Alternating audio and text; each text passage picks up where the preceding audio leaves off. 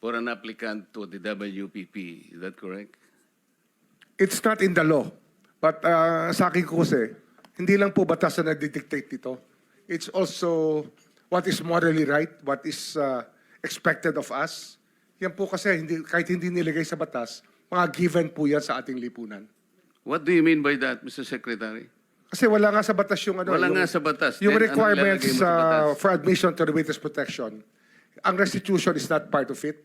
Yes, it is not. Oh, pero hindi ho nangangahulugan na hindi namin pwede i-layout yan depending on the case. Mr. Secretary, I am still in the stage where a particular applicant wishes to apply under that program. And there is a process. In the process, restitution is not one of the requisites. Is that correct?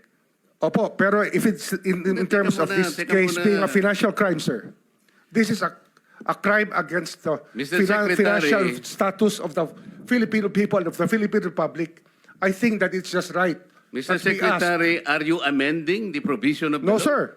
No, sir. But that is how we run the witness protection program. As a lawyer, Mr. Secretary, may I ask you, in a criminal prosecution, the civil liability is impliedly instituted. Is that correct?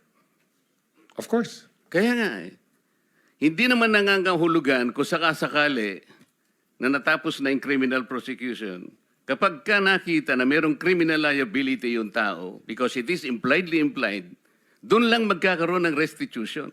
It will come after. Paano mo sasabihin na magre-restitute ang isang tao? Meron na bang findings kung magkano i-restitute on how it can be restituted? Nag-a-apply pa lang eh. Huwag po ninyong babaguhin ang requisite ng batas, Mr. Secretary. I thought nung dumating ka dito, nagkaintindihan na tayo eh. Kaya nabablar ang proceedings natin eh. Kaya nga kinote ni, siguro, ang chairman kanina gusto kong ituloy ito, sinabi niya, nagpa-interview siya, na goodwill and sincerity should be done para i-test. Pwede ba yung ganito? I respect your opinion, sir. But It that's is not how, my opinion, it is in the law, Mr. Secretary. Yes, sir. Yes, sir. But I am At operating... the arbiter Sir, is can I the speak, law. sir? May I speak, sir? Yes, you I'm are operating from the Senator Marcoleta, from the kindly allow vantage the point of the resource reason behind the law, sir. What is the reason behind the law? So that we can get justice, and justice can only be attained if there is restitution. So that is the principle behind all of these things that we are talking about now. Mr. Secretary, restitution will come after. It cannot be. Sir, it can cannot come before or after, sir. It can come before or You after. cite the law that it come before. Wala nga po sa batas eh. Sir, Huwag po ninyong babaguhin Sir, ang batas, Mr. Secretary. we are operating on a unique set of facts, and we are all of these matters are being evaluated because the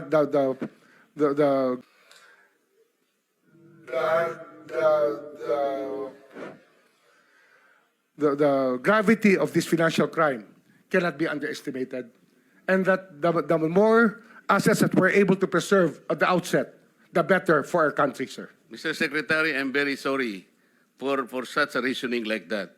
Alam mo, nakikinig I'm very ang sorry, buong sir. bansa. Also, sir, I'm very sorry too if you do not agree with me. But I respect your opinion, sir, and we will carry out our job as we deem fit, as we see. Mr. Chair, I that said the I country am not needs. expressing an opinion here. I am articulating the provision of law. You do not change the provision of law, Mr. Secretary. You may be disbarred from doing this. Then it's your opinion, sir. It's your option, sir. Sinabi ko na nga hindi ko opinion ito. I am articulating Then it's your option, the sir. provision of It law. is what you wish to happen. That you may proceed Ikaw ang with what you nagbibigay wish. ng opinion, nilalagay mo yung restitution to test the goodwill of a possible applicant. It is not in the law. Unless you are able to point out the provision of law that it come before. Hindi ganun eh. Sabi mo na nga, and we admitted, impliedly instituted ang civil liability, but this will come eventually after the court has pronounced kung magkano ibabalik niya kung meron man. Not before. Thank you, Mr. Chair. Are you done, Senator Marcoleta?